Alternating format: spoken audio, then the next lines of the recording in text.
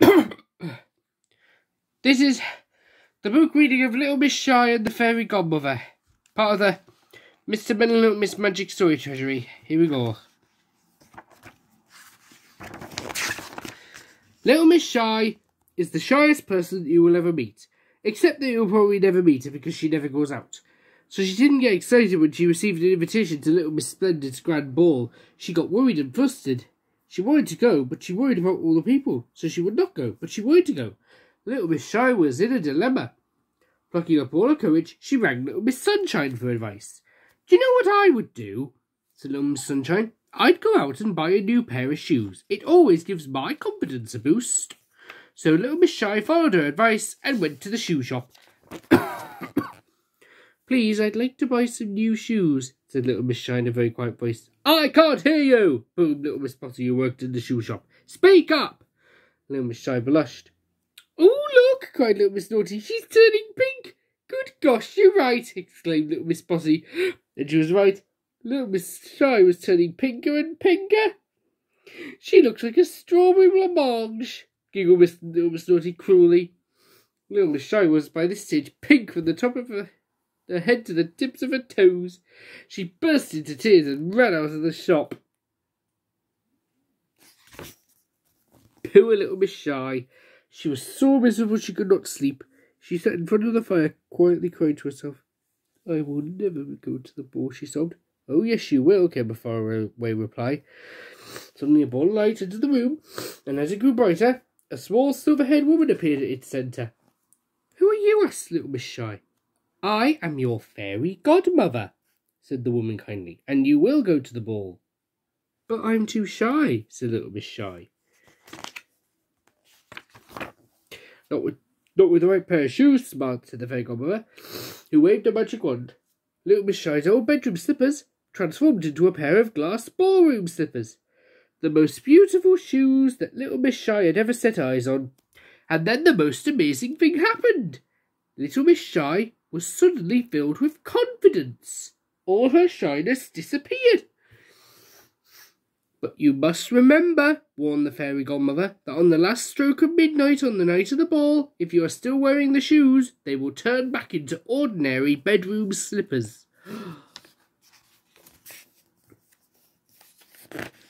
The following evening, Little Miss Shy went to the ball, and she had the most wonderful evening of her life. She danced all night long. Everyone was dazzled by her beautiful glass slippers. Little Miss Shy was so unlike her usual self that nobody recognised her. Near the end of the ball, Little Miss Splendid stood up and made an announcement. "I have a surprise for you all. There is a prize for the best dancer at the ball tonight, and I and my fellow judges have decided that this prize should be awarded to..." She paused. "The girl in the glass ballroom slippers." But as Little Miss Splendid spoke, the bell in the clock tower rang the first stroke of midnight. Bong! In a flash, Little Miss Shy remembered the fairy godmother's warning. She couldn't go up and receive her prize without the glass slippers. Little Miss Shy could feel herself starting to blush, so she panicked and fled from the ballroom. But as she ran, one of the glass slippers fell from her foot.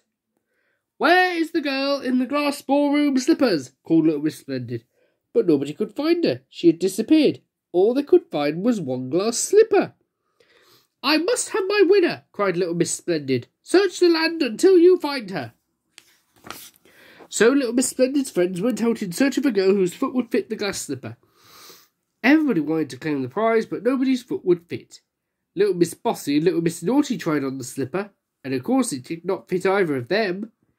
"You should try Little Miss Shy," suggested Little Miss Naughty slyly.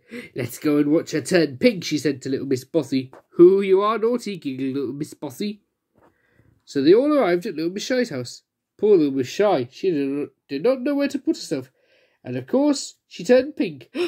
But not as pink as Little Miss Naughty and Little Miss Bossy when the glass slipper fitted Little Miss Shy's foot. They were speechless.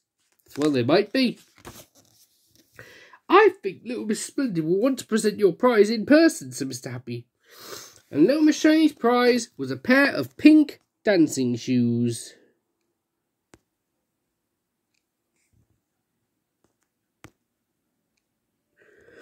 Her fairy godmother smiled down on her as Little Miss Splendid put the shoes on Little Miss Shy's feet. They fitted perfectly, and they matched Little Miss Shy perfectly. Little Miss Shy was very proud and very pink.